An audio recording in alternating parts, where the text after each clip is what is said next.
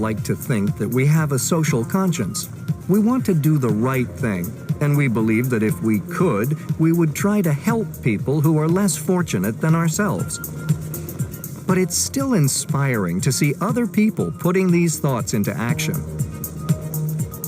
When Bill Gates started his computer company, Microsoft, in 1975, he couldn't have guessed that less than 25 years later, he would have become the richest man in the world.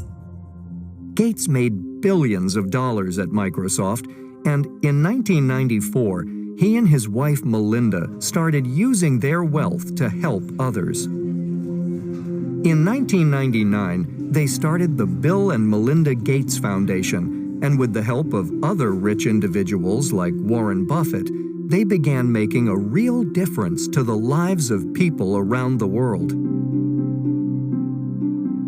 In 2008, Bill Gates started working full-time at the foundation. By 2010, the foundation had given over $24 billion to programs around the world, with work focusing on global development and healthcare.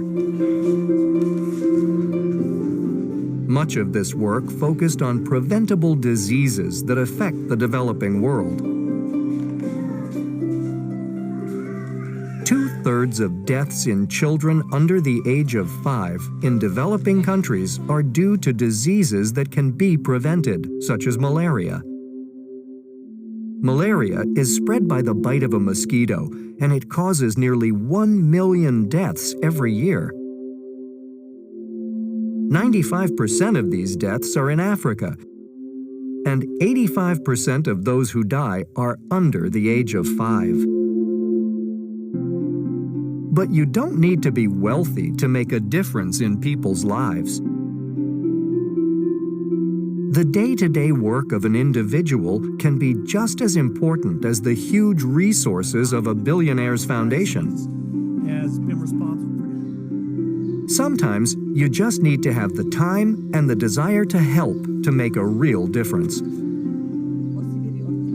This is Pam Llewellyn, a nurse from Upton, a small town in England. When Pam retired at the age of 59, she knew that she wasn't ready to simply stop helping people. And just a year later, she was living in a remote rural town in Uganda in East Africa, using her experience as a nurse and working as a member of an organization called Voluntary Service Overseas, or VSO. So, was her family surprised at her decision to give up her comfortable life in England to go and work in Africa? I don't think they were surprised, really. They know that during my life I've done slightly different things. I retired at 59 knowing that I wanted to do something different and exciting, and that was the beginning of my VSO journey and the beginning of my first ever visit to Africa and my beginning of understanding diseases like malaria.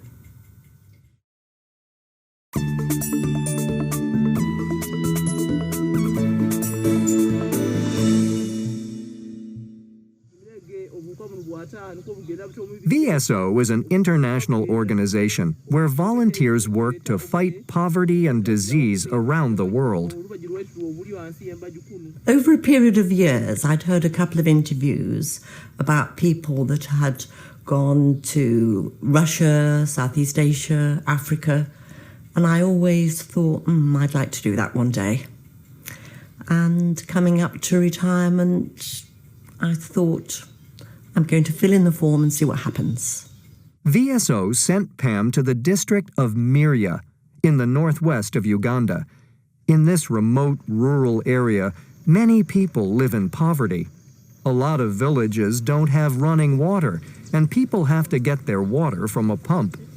Life expectancy in Uganda is only 45.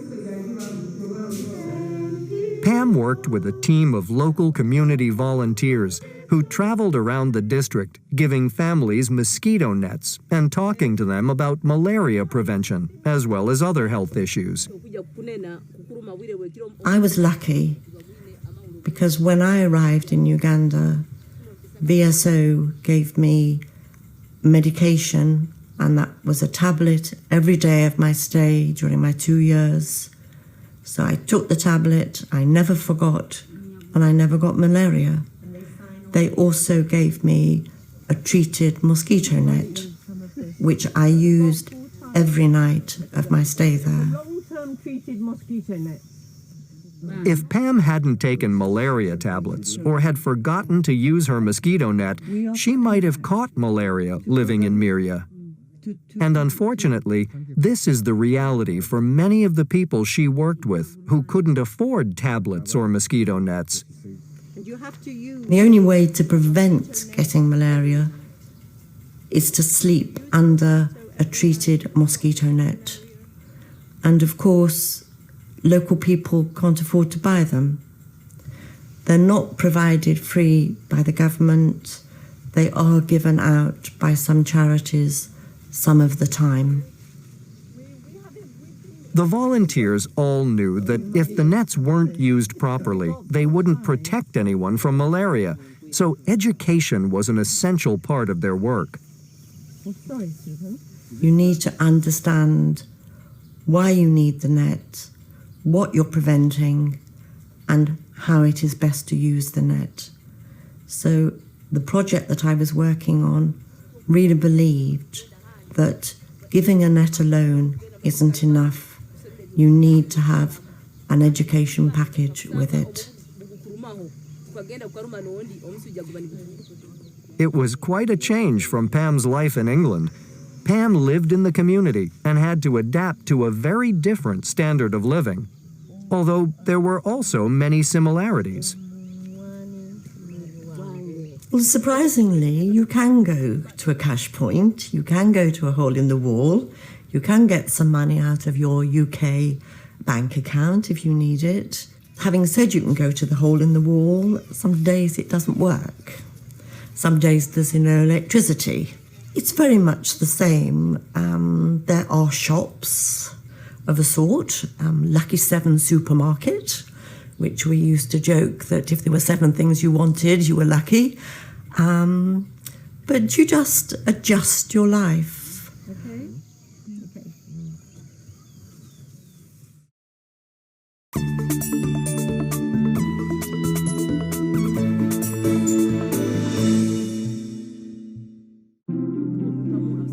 Pam spent 2 years in Uganda and became part of the community in Miria. Through her work, she didn't just help to change the lives of many people she cared for, she changed her own life too. I don't think I will ever be the same again. I feel differently about how I live here. I feel differently about how my family live. And I've now been back over a year, and I still haven't been into a big supermarket. If Pam hadn't gone to Uganda, she would have missed out on a life-changing experience. But is there anything that she would do differently if she could do it all again? So you have to sew. If I were to have the experience again, I probably would have done more homework before I left. I bought the guide to Uganda and I bought a map. And I thought that was probably enough preparation.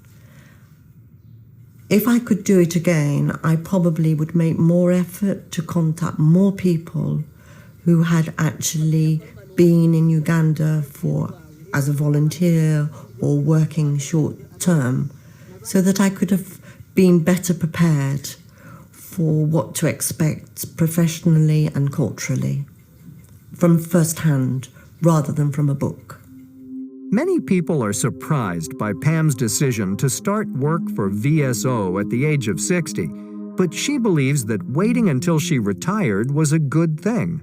I don't think I could have done this when I was younger. I wouldn't have had the confidence to do it. I wouldn't have had the skills to have done what I actually did in Miria as a nurse. And I don't think I would have survived very well. I don't know, but personally, for me, I think it was the right time. and it would not have worked so well had I gone when I was younger. And what was the most rewarding part of her 2 years in Uganda? People ask this question quite a lot, and it would be quite easy to say that during the time that I was there that we distributed over 6,000 mosquito nets, so that I know that 6,000 families were benefiting. But it was the friendships and the people that I met and that contact with ordinary people in Africa and visiting their homes, sitting on the floor in their mud hut, laughing over something is a joy and an experience that I don't think you can buy. And I felt very, very privileged to be able to do that.